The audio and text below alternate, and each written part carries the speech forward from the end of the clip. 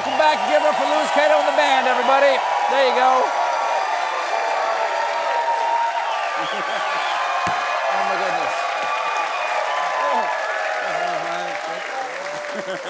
7. 6, 7. Folks, few actors have loomed as large over the past 50 years as Sir Anthony Hopkins. Born in Wales in 1937, Hopkins is quite possibly the only actor to have shared the screen with Katharine Hepburn, Brad Pitt, and Optimus Prime. He has won 2 Oscars for his iconic portrayal of Hannibal Lecter in 1991's The Silence of the Lambs, and more recently in 2020 for his brilliant performance in The Father. Off-screen, Hopkins... I agree. Off-screen, Hopkins has been married to his wife Stella for over 20 years and enjoys spending his free time playing piano. It was just one of the many aspects of his life that he was generous enough to share with me when we sat down in Los Angeles to discuss his new memoir. I'm here with Anthony Hopkins. Before we begin, for the people out there who don't know, you were knighted by Queen Elizabeth in 1993. What are the rules? How should I address you? Is it Sir Tony? Tony. Or... Tony. Tony? Yeah. Okay, Tony, good. Yes. Do you have any questions about how you should address me? Sir? So you don't have to do that. You just call me Steve. Yeah, I know. And all the knights call me Steve. You've written a fantastic new memoir. Thank you. We Did Okay, Kid. Why did it take you so long to write this book? Well, Stella made, she said, you got to write this book. She made Yes. you? I said, I don't want to write a book. Who wants to talk about acting? Not that I'm dismissive about acting, but I don't want to write a book about, what I did. And she said, just do it. Sit down and write it. I didn't know where to, so I started, in my childhood and about the loneliness, but never about being a victim or anything like that, but about trying to come to terms with what made me what I am today. And I look at my life with a sense of humility because I can't honestly take credit for any of it. It just happened. What's the significance of that title? That's the crux of it, really.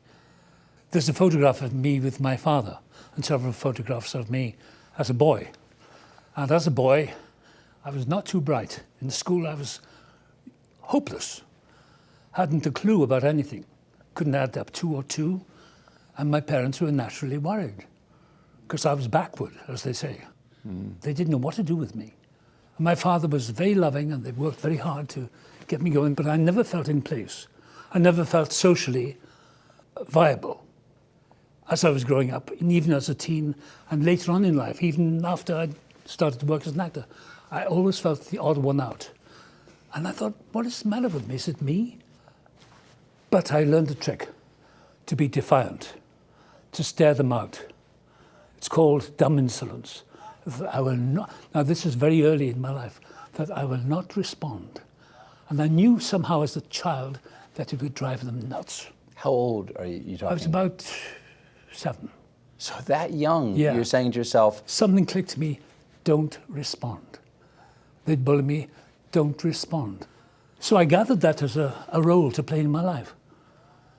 And it was useful, but also a detriment to me because I became isolated. Now, what happened was, a significant moment of my life was, I was the age of 17. I was in school, my last term in school, 1955. My school report had arrived, Easter 1955. And they opened it, my father. He said, I know what's going to happen to you. I don't know, you're hopeless. And my mother said, oh, leave him alone. I took a step back, and I said, one day I will show you.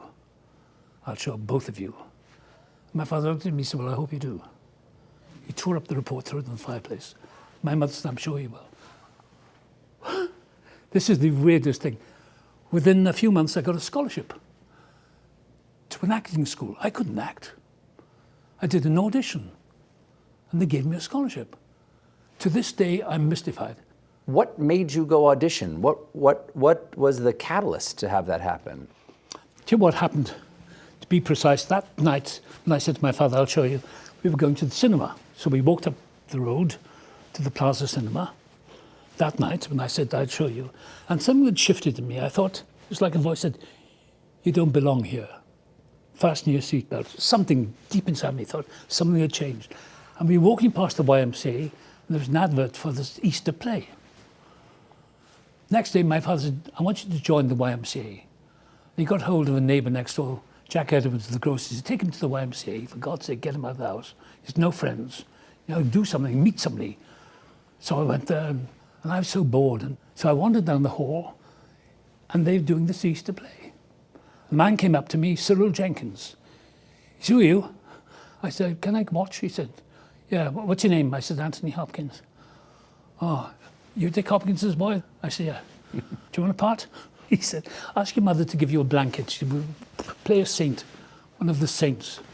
But I had this blanket, and then I had one line. Blessed are the meek, for they shall inherit the earth. And it's about the birth and the nativity.